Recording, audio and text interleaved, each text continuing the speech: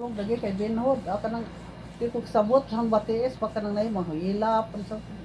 Pero unsa imong gibati? Unsa imong paminaw nga nakainom ka sa Sensino Balance Oil? Ano nga niya na naka Gikan atong Lunes hangtod karon. Makalihok-lihok na konti el. Unsay murag nabuhi sa imong lawas? Kanira gud ko ano. Katong iyahang giingan nga mura kuno ni na imadagandagan kuno sa tudin. Oh. Hilapon na kung dili ila. Binhod nga di ko kasabot. Oh. Kibot. Pasabton ta ka nga ano to siya. Mm. Kay katong oil iyang gipalihok ang imong mga selyula sa kaugatan kanang ang atong magong lawas naay murag kurinti. Oh, kanang kurinti atom or molecules naana siya sa cells.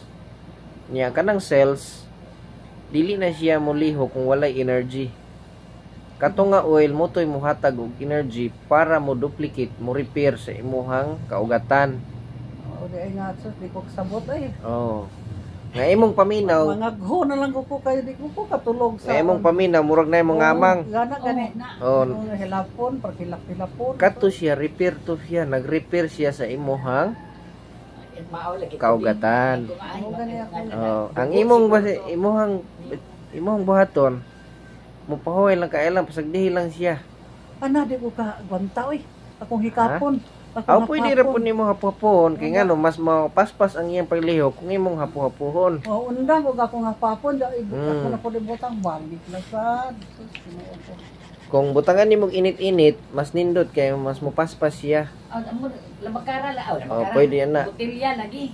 Pwede labakara, pwede botilya. Pero salamat na laman di na bugnaw.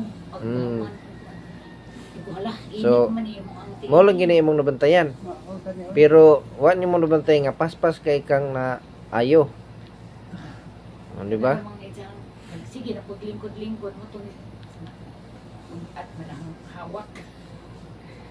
Bugat kay di man niya ma-practice ang tindog-tindog. Oh.